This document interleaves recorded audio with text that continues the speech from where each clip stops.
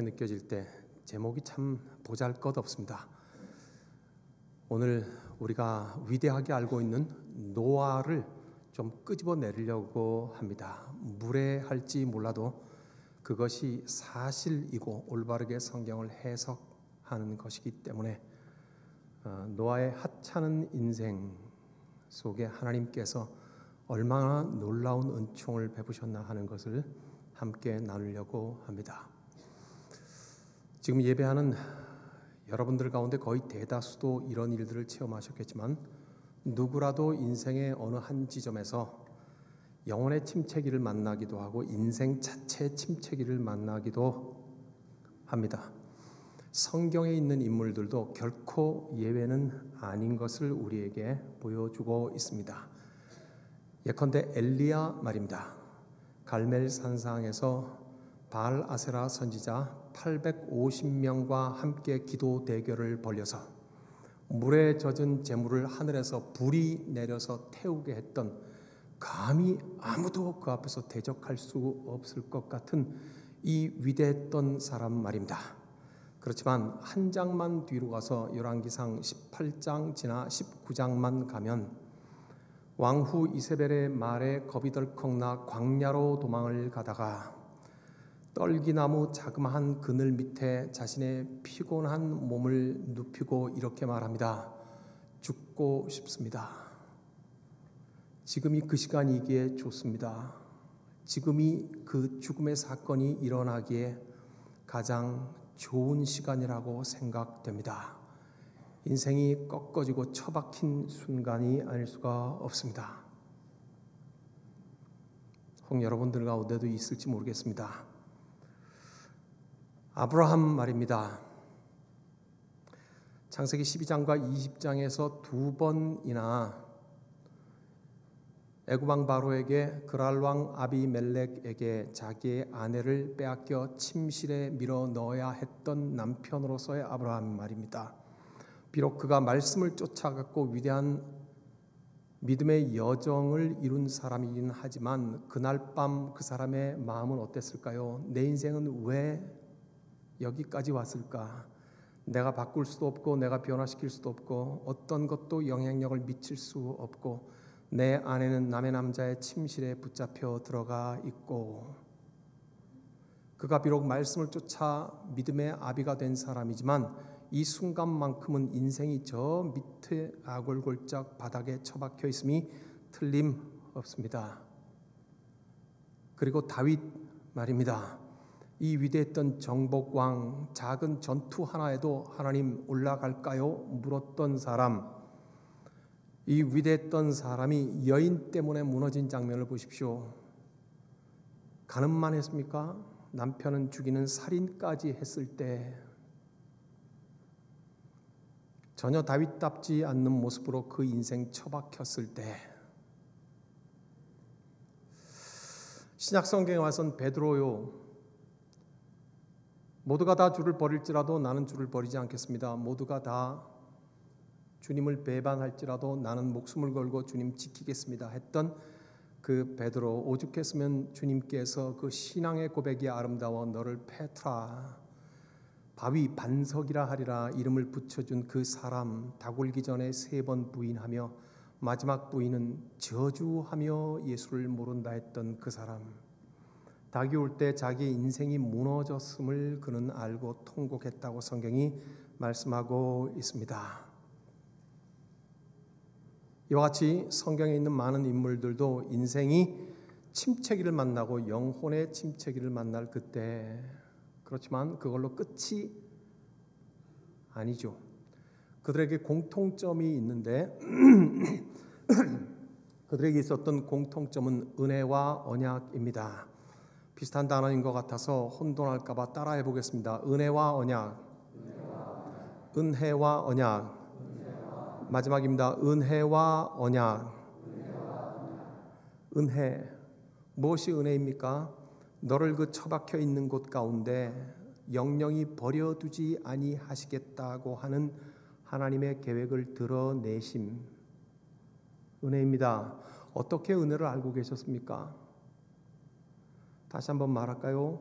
너를 그 처박혀 있는 곳 가운데 영영히 버려두지 아니할 것이라는 하나님의 계획을 드러내시는 것이요, 하나님이 자기를 드러내시는 것을 성경에는 계시라고도 말을 합니다. 그리고는 언약은 무엇입니까? 하나님의 언약은 반드시 이루어집니다. 그래서 우리의 약속과는 다르죠. 상황 따라서, 형편 따라서 취소되기도 하고 무효되기도 하는 우리의 약속하고는 달라서 하나님께서 입으로 하신 말씀은 천지의 창조를 이루시는 능력의 말씀이니 하나님의 언약은 반드시 성취를 뜻합니다. 그래서 하나님의 언약은 바로 이 은혜의 실행이요, 이 은혜가 이루어지는 것을 뜻하는데, 여러분, 성경의 언약이라는 말이 어디에 최초로 사용된 줄 아십니까? 우리가 읽은 성경 6장 18절에 하나님께서 노아에게 최초로 베리트, 언약이라는 말을 사용하셨음을 여러분이 집에 가서 공부를 좀 해보시면 좋을 것 같습니다. 즉, 성경에서도 인생의 침체기를 만나고 영혼의 침체기를 만나 깊이 처박혔던 사람들에게 공통적으로 은혜와 언약이 있었습니다. 예컨대 엘리야 말입니다. 처음 우리가 봤잖아요.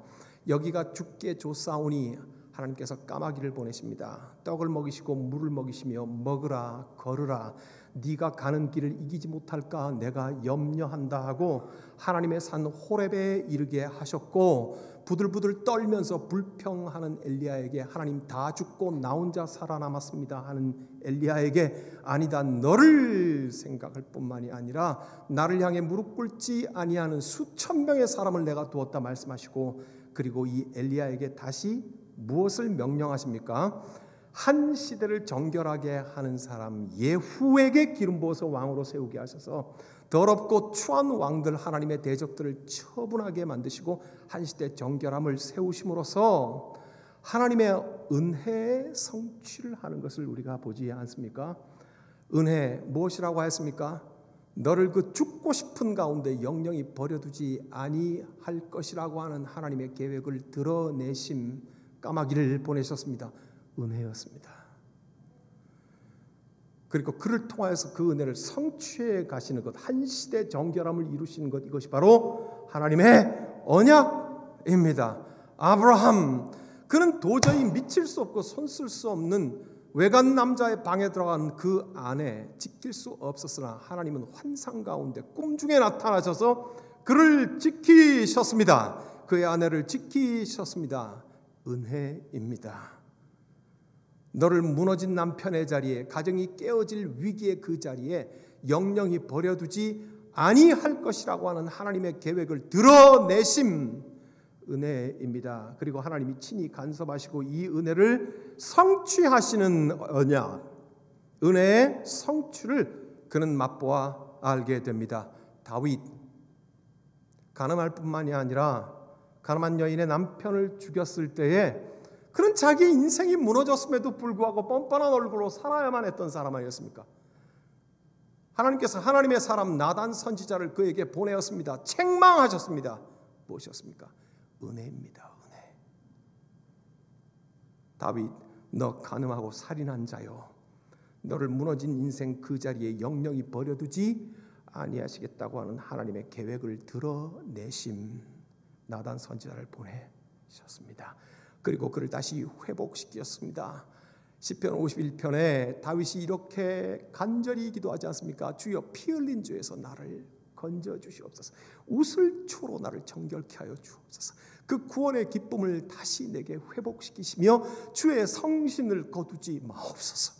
주님께서 기뻐하시는 것은 천천만만의 번제나 제물 예배가 아니라 찢기고 상하고 애통하는 심령이라.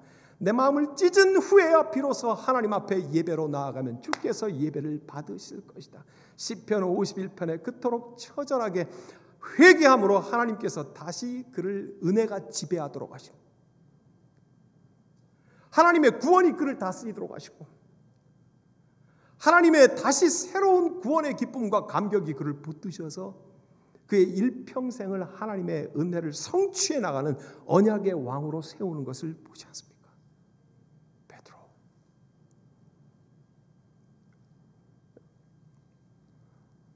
예수 그리스도를 저주하며 부인했던 그 사람, 부활하신 예수 그리스도께서 요한복음 21장에서 그를 만나서 네가 나를 사랑하느냐고 3번이나 물으시지 않습니까? 은혜입니다. 나를 저주하며 부인했던 예수를 모른다고 해서 인생이 확 꺾어져 버리고 저주의 자리에 가 있는 베드로, 너를 그 자리에 영영히 버려두지 아니할 것이라고 하는 하나님의 계획을 드러내신 말이죠. 예. 그리고 그를 다시 사랑하느냐고 회복시키셔서 마침내 그가 십자가를 지는 복음 전도자의 길을 끝까지 걸어가도록 허락하신 하나님의 은혜의 성취 말입니다. 언약이죠. 따라해 보십시오. 은혜와 언약. 은혜와 언약. 은혜와 언약. 그러면 이제 오늘 우리가 읽은 본문인 모세를 조금 추락시켜야 할 차례입니다. 창세기 6장 8절에 노아는 하나님께 은혜를 입었더라. 도대체 무슨 은혜를 입었습니까? 그 앞에 있는 창세기 5장에는 족보가 기록되어 있는데 그다지 눈여겨 읽는 사람은 없는 듯 싶습니다. 5장을 눈으로 한번 힐끗 빠르게 보시죠. 창세기 5장. 창세기 5장에는 아담서부터 노아까지의 족보가 나와 있습니다. 재미없죠? 그래서 그런지 이 족보를 읽을 때 유심히 쳐다보는 사람 드물고 연필과 종이를 오른쪽에 놓고 적어가며 읽는 사람은 더더욱이 없으리라고 생각을 하는데, 그러나 굉장히 중요한 메시지가 이 속에 들어있습니다. 여러분 이제 저를 보시면 되겠습니다. 창세기 5장에는 아담부터 시작을 해갖고 노아까지의 족보가 들어있습니다. 여러 사람이 그 속에 들어있는데 공통적으로 기록되어 있는 것이 2가지가 있습니다. 첫 번째는 몇 살에 자식을 낳았다는 기록하고 두 번째는 몇 살에 죽었다 하는 기록이 있습니다. 둘 다 의미가 있습니다. 지금 우리가 주목하고 싶은 것은 몇 살에 자식을 낳았다입니다. 아담부터 시작을 해가지고 노아 직전까지의 조상들 사이에 자식을 낳은 나이는 100살을 전후해서 자식을 낳았다고 기록되어 있습니다. 일찍 낳은 사람은 60대 자식을 낳고 늦게 낳은 사람은 180이나 되어서 자식을 낳습니다. 그러니까 100살을 전후해서 아담과 노아의 사이에 있는 조상들은 자식을 낳았다고 성경이 창세기 5장에 기록하고 있습니다. 그런데 우리의 주인공인 노아는 마지막 절에 몇 살에 자식을 낳았다고 기록하고 있습니까? 500세입니다. 평균으로 100살의 조상들이 자식을 낳았는데 노아는 몇 살에 낳았어요? 500세에 낳았습니다. 몇 년의 터울이 있습니까? 400년을 자식 없이 살았습니다. 결코 훌륭한 아비의 모습이 뭐가 그렇게 자랑스럽겠습니까? 저와 여러분이 알다시피 구약 성경에 있는 복은 대단히 현실적이고 현세적이며 물질적이고 만져질 수 있는 것으로서 측정하는 경향이 있습니다. 신약 성경에 비해서. 노아의 당시는 우리가 짐작은 해볼 수 있습니다. 생존 자체가 삶의 소명이었던 시절이었습니다. 어떻게든지 생존하고 살아남아서 내 자식을 낳아야만 내가 이 땅에 온 인생의 의미가 있습니다. 물론 지금도 마찬가지이겠죠. 노아는 자기의 보통의 조상들보다 무려 400년 동안을 자식이 없는 삶을 살았습니다. 길고도 지난하고도 고통스럽고 모든 고통스러운 표현을 다 붙여도 아비로서의 노아의 삶을 참 이해하기가 쉽지 않을 것입니다. 저도 둘째 아이를 40 조금 직전에 봐서 늦둥이라고 볼 수 있겠습니다. 그러나 여러분 500살이 될 때까지 자식을 못 봤던 노아의 심정을 한번 생각해 보십시오. 노아는 그다지 훌륭하고 위대한 삶을 살았던 존재가 아닙니다. 노아는 개인적으로 그렇다 칩시다. 그렇다면 노아가 살고 있던 세상은 어떤 배경이었는지 6장 5절에서 7절의 말씀입니다. 여호와께서 사람의 죄악이 세상에 가득함과 그의 마음으로 생각하는 모든 계획이 항상 악할 뿐임을 보시고 땅 위에 사람 지으셨음을 한탄하사 마음에 근심하시고 이르시되 내가 창조한 사람을 내가 지면에서 쓸어버리되 사람으로부터 가축과 기는 것과 공중의 새까지 그리하리니 이는 내가 그것들을 지었음을 한탄함이니라 하시니라. 그러나 노아는 여호와께 은혜를 입었더라. 여러분 보십시오. 지금 세상이 죄가 가득하고 충만해서 하나님께서 지으셨음을 한탄하시고 어떻게 하기로요? 모든 것을 생물을 다 쓸어버리시기로 작정했다고 기록하고 있습니다. 일컬어 멸망사건이 아닙니까? 그렇죠? 여러분 성경에는 창세기부터 시작을 했고 요한계시록까지 두 가지의 역사가 새끼줄처럼 꼬여서 진행되고 있습니다. 첫 번째는 멸망사입니다. 다른 말로 하면 심판의 역사입니다. 두 번째 역사는 구원의 역사, 일컬어 구원사입니다. 성경 요한계시록 마지막 책을 어떻게 보십니까? 심판에 관한 책입니다. 종말에 관한 책입니다. 멸망에 관한 책입니다. 또한 동시에 믿는 자에게는 구원에 관한 책과 역사입니다. 그렇죠?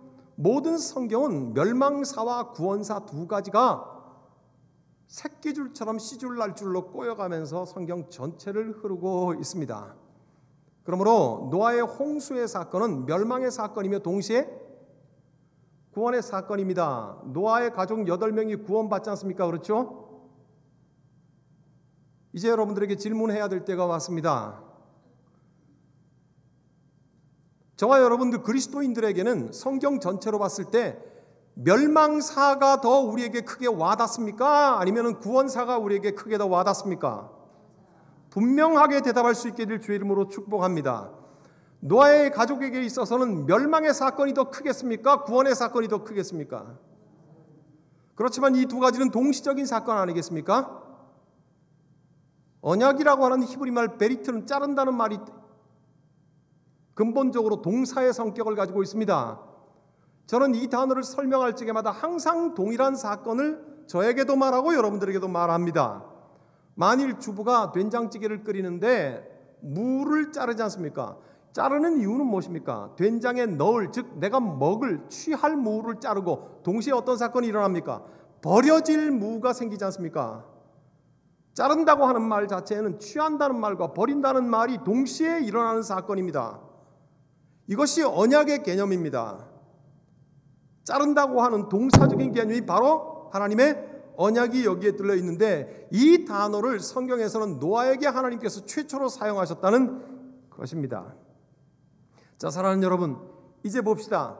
노아는 개인적으로 480세에 하나님께 방주를 지으라는 부르심을 받았습니다. 이 부르심을 받았을 때 노아는 아직 자식이 없었어요. 500의 자식이 있었으니까요. 그리고 세상은 하나님께서 지으셨음을 한탄하사 멸망시키실 작정을 가지고 있었어요. 이때 노아는 여호와께 은혜를 입었더라. 은혜 무엇입니까? 너를 거기에 영영히 버려두지 아니할 하나님의 계획을 드러내심. 예? 그러므로 노아에게 임했던 하나님의 은혜가 무엇인지 있잖아요. 그리고 이것을 실행하고 이것이 열매 맺는 사건, 하나님의 언약의 성취가 있는 것이죠. 사랑하는 여러분, 이제 두 번째로 노아를 좀 더 확실하게 내면적으로 끌어내리고 싶은 사건이 있습니다. 우리는 노아의 위대함을 이렇게 말합니다. 이것이 노아의 족본이라. 노아는 의인이요 당대의 완전한 자라. 7장 1절에 여호와께서 노아에게 이르시되 너와 네 온 집은 방주로 들어가라. 이 세대에서 네가 내 앞에 의로움을 내가 보았습니다. 노아는 의로운 사람이고 노아는 온전한 사람이란 닮고 싶어 합니다. 노아가 의로운 사람이라고 하는 것은 맞습니다. 그렇지만 동시에 틀립니다. 그러므로 여러분이 노아를 닮고 싶어 하는 말은 좋은 본보기를 결심한 것이기도 하지만 동시에 뭐가 뭔지는 모르고 하는 겁니다. 사탄이 속삭이는 속삭임이 있습니다. 나도 노아처럼 될 수 있다고. 굉장히 중요한 말이 하나 있습니다. 여러분 보십시오. 로마서 3장 24절 하나님의 은혜로 값없이 의롭다함을 얻은 자 되었느냐. 따라하십시오. 하나님의 은혜로 값없이 의롭다 하심을 얻은 자 되었느니라. 한 번 더 하죠. 하나님의 은혜로 의롭다함을 얻은 자 되었다. 뭐가 앞섭니까? 은혜가 앞서는 것입니다. 은혜 뭐라고 했습니까? 너를 그 죽음의 바다에 그대로 버려두지 않을 하나님의 계획을 드러내신 말이죠.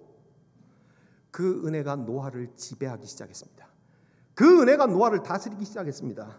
그 은혜가 노아의 마음속에 심령 속에 가득 차기 시작했습니다. 그 은혜가 노아를 붙들기 시작했습니다. 그 은혜가 노아를 생각하게 하기 시작했습니다. 그 은혜의 근거에서 노아가 말하기 시작했습니다. 그 은혜가 지배함에 따라서 노아는 판단했고 노아는 행동하기 시작했습니다. 은혜가 노아를 지배하기 시작했습니다. 그 이후에야 비로소 뭐라고요? 의롭다 하심을 얻은 자가 되었다는 말씀입니다. 하나님이 창조하신 사람 중에 스스로 자기 스스로 가지고 있는 자본을 가지고 의로워질 사람은 아무도 없습니다. 속지 말아야 합니다. 악한 마귀 사단이 저와 여러분들에게 이렇게 말할지 모릅니다. 내가 인생의 경험이 조금 더 쌓인다든지, 아니면 내가 조금 더 돈을 벌어서 여유가 있다든지, 아니면 내가 조금 더 사회적인 위치가 있어 조금 나아지면은 너그러움이 지금보다 더 생기기 때문에 훨씬 더 의로워질 것이라고 착각하게 만드는지 모르겠지만 성경은 우리에게 그렇게 말하고 있지 않습니다. 왜냐하면 우리의 믿음 우리의 성경에 근거한 것이지 결코 인간의 경험의 역사에 근거한 것이 아니라는 것을 많은 사람들이 속고 있습니다. 사탄이 하는 말입니다. 단연코 저는 말합니다. 사탄이 이 시대의 사람들에게 속이는 말입니다. 우리의 가진 소유가 좀 더 나아지고 우리의 인생의 경험이 좀 더 나아져서 우리에게 의로움은 없습니다. 도덕이 조금 더 나아질 수는 있겠죠. 좀 더 성숙해질 수는 있겠죠. 결코 의로움은 아닙니다. 하나님이 창조하신 피조물로서의 사람 중에는 어떤 사람도 스스로의 온전함, 스스로 의로울 수 없습니다. 사랑하는 여러분, 은혜 무엇이라고 했습니까? 너를 거기에 영영히 버려두지 아니할 하나님의 계획을 드러내심 계시라고 했습니다. 십자가의 은혜는 무엇입니까? 저와 여러분을 죽음의 자리에 영영히 버려두지 아니하시라는 하나님의 계획을 드러내심. 예수 그리스도의 은혜는 무엇입니까?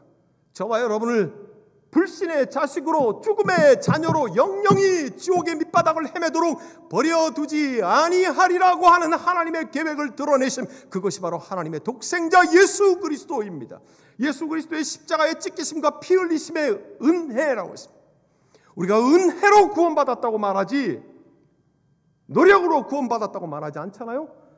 우리가 은혜로 구원받았다고 말하는 그 은혜는 무엇입니까? 저와 여러분을 죽음의 죄의 자리에 영영히 버려두지 아니하시겠다고 하는 하나님의 계획을 드러내시고 그 계획을 성취하시는 언약의 열매에 저와 여러분의 구원이 있습니다. 그러므로 은혜가 먼저입니다. 예수 그리스도의 십자가의 은혜, 하나님께서 드러내셨습니다.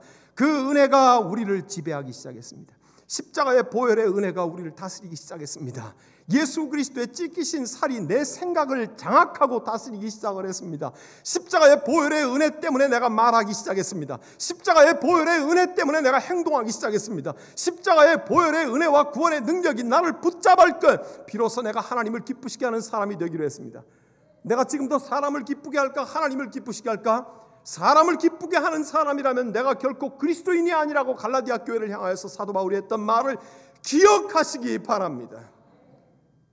언제부터 우리가 하나님을 기쁘시게 하는 사람이 되었습니까?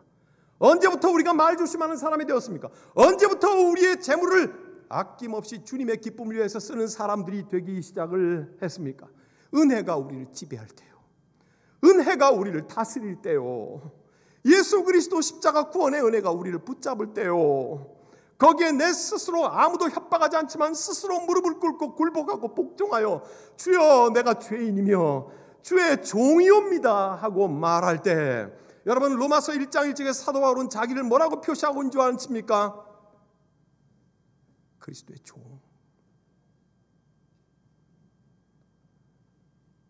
둘러스 종. 저와 여러분은 누구입니까? 아무도 협박하지 않았습니다. 아무도 옆구리에 총을 대고 그리스도에게 복종시키지 않았습니다. 하나님의 은혜가 우리를 무릎 꿇게 했고 하나님의 은혜가 우리를 울게 했습니다. 하나님의 은혜가 우리를 가슴을 치게 했고 하나님의 은혜가 이제는 내가 나를 위해 살지 아니하고 주를 위해 살겠노라고 결단하게 만들었습니다. 여러분, 은혜가 먼저입니다. 은혜가 있을 때 내가 하나님 앞에 의로운 사람이 되는 것입니다. 속지 말아야 합니다. 노아쯤 하면 500세쯤 살면 의로운 사람이 될 거라고 착각합니까? 노아는 의인이요 당세의 완전한 자라 하니 노아는 스스로가 상당히 완전한 사람, 의로운 사람에 접근하고 됐다고 그렇게 생각을 하십니까? 그래서 내가 노아를 쫓아서 나도 의로워야 되겠다고 생각을 하십니까? 맞지만 틀린 말이라고 한 말을 기억하시기 바랍니다. 노아의 의로움은 결코 자신으로부터 나온 것이 아닙니다. 은혜가 그를 지배하고 은혜가 그를 다스리기 시작했을 때야 비로소 하나님께서는 이 공로를 사람에게 돌리시는 놀라우신 우리의 아빠 아버지 있습니다.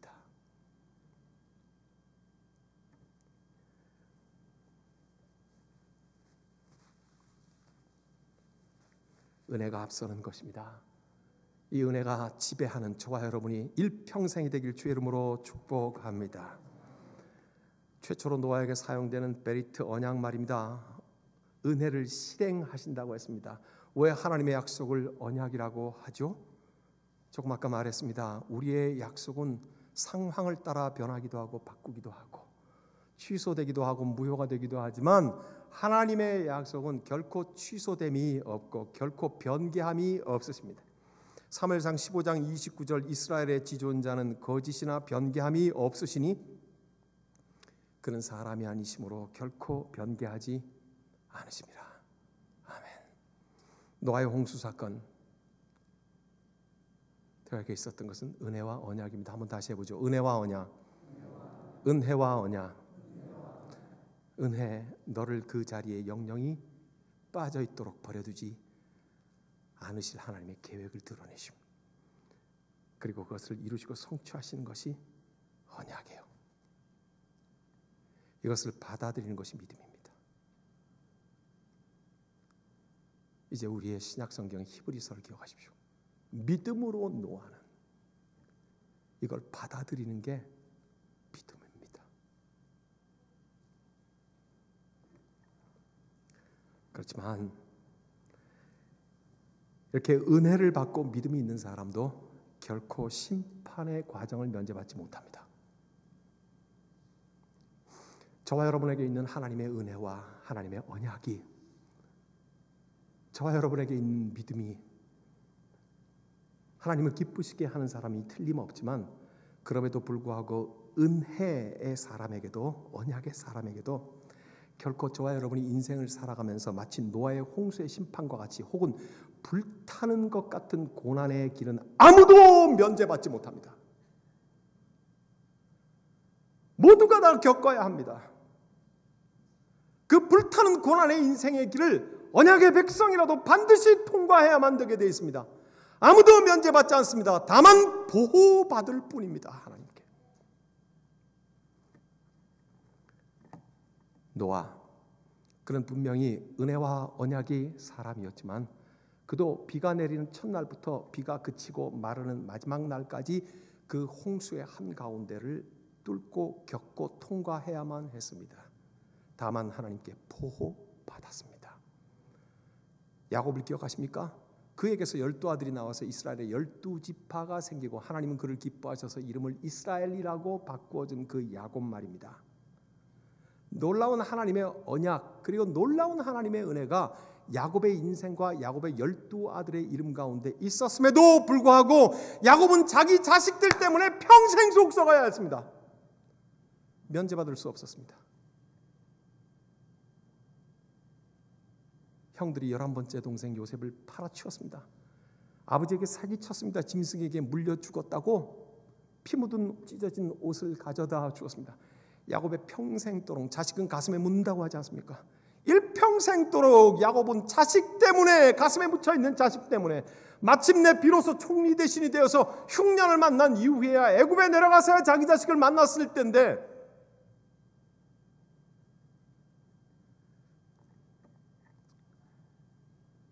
야곱 늙음악에서 이민을 가서 이민자로 살면서 기근도 겪어야 했고 자식의 고난도 겪어야 했고 어떤 고난도 면제받지 못했습니다. 다만 하나님의 보호를 받았습니다. 예수의 제자들 그들 가운데 있는 복음의 확실한 은혜와 언약이 뜨겁고 충만했습니다. 성령의 충만함을 체험했습니다. 그리고 그들은 마게도냐와 소아시아와 유럽을 향하여서 들불처럼 주의 복음을 증거하면서 교회를 세워 나가고 마침내 거의 대부분이 다 십자가에 못 박혀 죽었습니다. 핍박받았습니다. 복음을 가슴에 품고 은혜로 살아가는 사람이라고 해서 고난을 면제받는 법은 없습니다. 속지 말아야 합니다. 여러분, 많은 거짓 복음들이 말하기를 예수 그리스도를 잘 믿으면 형통한다고 말합니다. 고통이 없다고 말합니다. 근심과 걱정 가운데서 면제받는다고 말합니다. 불타는 고통 가운데서 면제받는다고 말합니다. 거짓말입니다. 어디 복음에 그런 말이 있습니까? 고통받습니다. 우리도 똑같이 고난을 불같이 뚫고 통과합니다. 아무도 면제받지 않습니다. 그렇지만 우리는 하나님의 보호를 받습니다. 사랑하는 여러분, 저와 여러분도 지독히 가난할 때 말이에요. 그리고 그 가난이 오랫동안 안 풀릴 때요. 자식들의 고통이 이루 말할 수 없을 때 말이죠. 이민 와서 나는 지렁이 잡아가면서 캐시대를 손톱이 따라할 만큼 찍어가면서, 여러분도 아시죠? 제가 이민 생활 6년 한 거 아시죠? 이 동네에서, 우리 동네에서.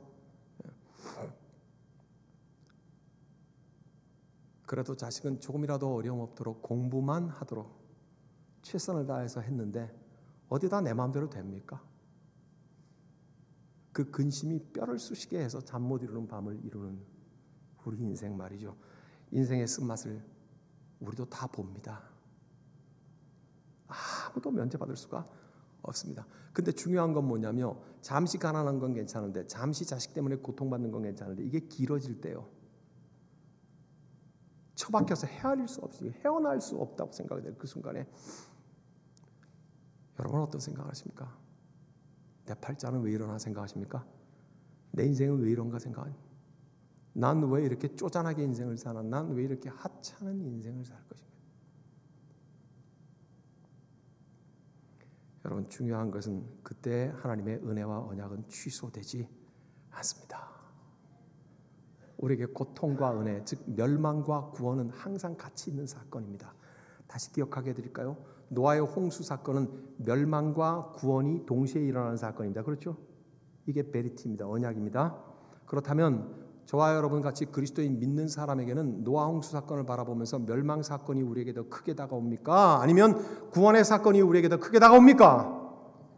그렇다면 저와 여러분의 삶 가운데 가난이 길어질 때, 고통이 길어질 때, 자식이 내일이 보이지 않을 이 고통이 길어질 때, 우리는 이 고통 속에 있지만 하나님의 은혜가 더 커야 합니까? 고통이 더 커야 합니까?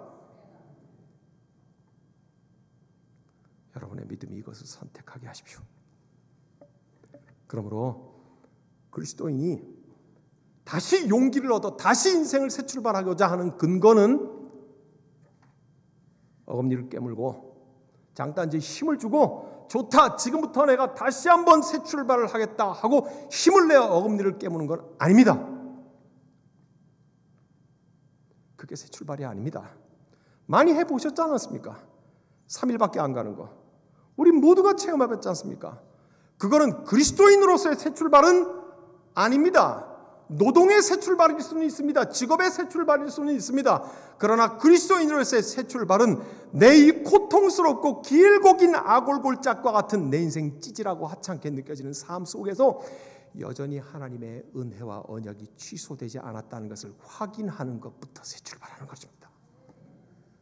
이것부터 하십시오. 이것이 새로운 출발입니다. 어금니를 깨물어서 혀를 깨문다고 결코 그것이 새 출발이 아니라는 것을 우리는 잊지 말아야 합니다. 그런데 말입니다,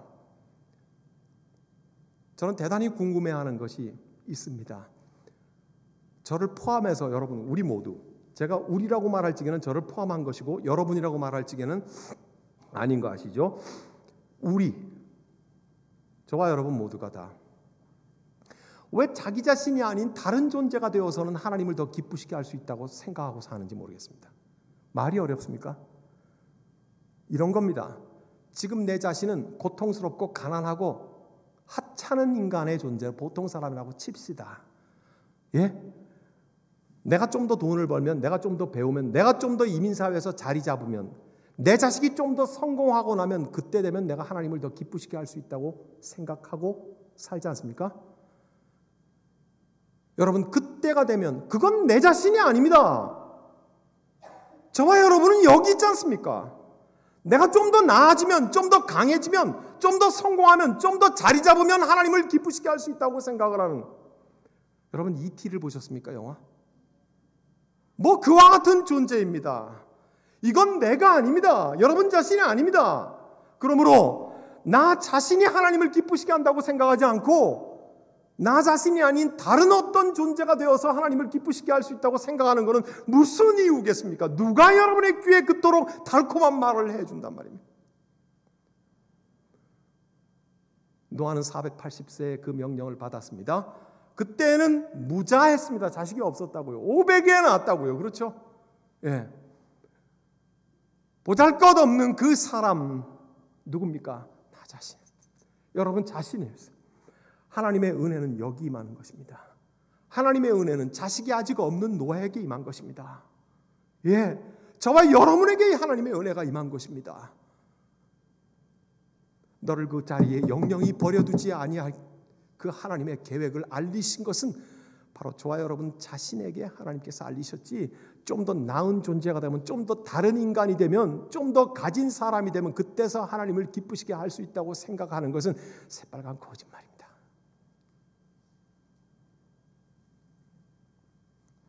하나님의 은혜와 언약은 어떤 모습이든지 자기 자신에게 주신 것이지 내가 되고 싶은 다른 존재에게 주신 약속이 아닙니다.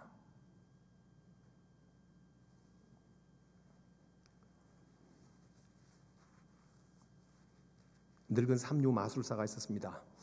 지금도 한국에는 3일장, 5일장이라는 장이 있습니다. 제가 살고 있는 화도에도 5일장이 있습니다. 어쩌다 오시면 장날 되면 제가 국밥을 대접할 수가 있겠습니다. 그 장을 돌아다니면서 엉터리 삼류 마술을 하고 사람들이 던지는 동전을 가지고 먹고 사는 늙은 삼류 마술사, 복음을 받아들였습니다. 누군가가 전했겠죠. 놀라운 일이 일어났습니다. 교회 생활을 시작했습니다. 교회 안에 들어와 보니까 별천지 같았습니다. 지식이 있는 사람은 주일학교 교사를 하기로 하고, 성대가 좋은 사람은 찬양대를 하기도 하고, 여러 가지 모양으로 자기에게 있는 은사와 재능을 따라서 곳곳에서 진실되게 섬기는데 모두가 다 하나님을 기쁘시게 하기 위해서 섬겼습니다. 이 늙은 삼류 마술사가 생각을 했습니다. 나는 하나님을 기쁘시게 할 만한 아무것도 없다고 생각을 했습니다. 그리고는 어느 날 예배당 본당의 문을 열고 들어갔습니다. 이 늙은 마술사가 본당으로 들어가는 것을 어떤 교인이 봤죠. 문을 안에서 걸어 잠그고 한참 동안을 이 마술사가 나오지 않습니다. 혹시 무슨 일이 있는가 싶어서 들어가는 걸 본 교인이 본당 문틈 안으로 이렇게 들여다보니까 안에 난리가 났습니다. 본당 안에 막 비둘기가 날아다니고 색실 끈이 막 있고 막 꽃잎파리가 막 여기저기 날려 있고, 뭘 했는지 아시겠죠? 그걸 본 교인이 기절초풍할 뻔했습니다. 그래서 옆에 있는 장로님하고 교회 중직자를 여러 사람을 불렀습니다. 아무래도 저 노인이 미친 것 같습니다. 본당 안에서 저럴 수가 있습니까? 그 장로님들도 문 안틈을 두어보니 이건 가관이지 않습니까? 드디어 문을 뜯고라도 들어가서 말려야 되겠다고 생각을 하는 그 순간에 마술사의 목소리가 들려왔습니다. 하나님, 즐거우셨습니까? 이 미친 것 같은 소리에 문을 부수고 들어가려고 하는 순간 십자가 위에서 천사가 내려와서 이 늙은 삼류 마술사의 이마에 고인 땀을 닦아주고 올라가더랍니다. 하나님, 즐거우셨습니까?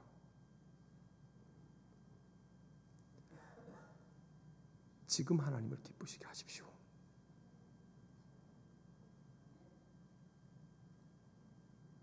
무엇인가 다른 존재가 되어서 내가 지금보다 나은 그 어떤 존재가 되면 하나님을 기쁘시게 할 수 있다고 사탄이 속삭이는 말에 속지 마십시오. 하나님의 은혜와 언약은 500 가까이 되어도 자식을 못 낳은 노아에게 임했습니다. 언약은 그를 위한 것이었습니다. 사랑하는 여러분, 지금 주를 기쁘시게 하십시오. 언약이라는 단어가 노아에게 처음 사용된 것은 대단히 의미심장합니다. 사랑하는 여러분, 따라해 보십시오. 은혜와 언약, 은혜와 언약. 여러분이 은혜와 언약이 내 삶 속에 살아있다는 것을 받아들이는 믿음을 가지고 나아갈 때 당신은 누구이든지 간에 하나님 앞에서는 첫 번째 언약의 사람입니다. 이것이 히브리서 11장이 말하는 노아입니다. 믿음으로 노아는, 믿음으로 노아는. 하나님, 즐거우셨습니까?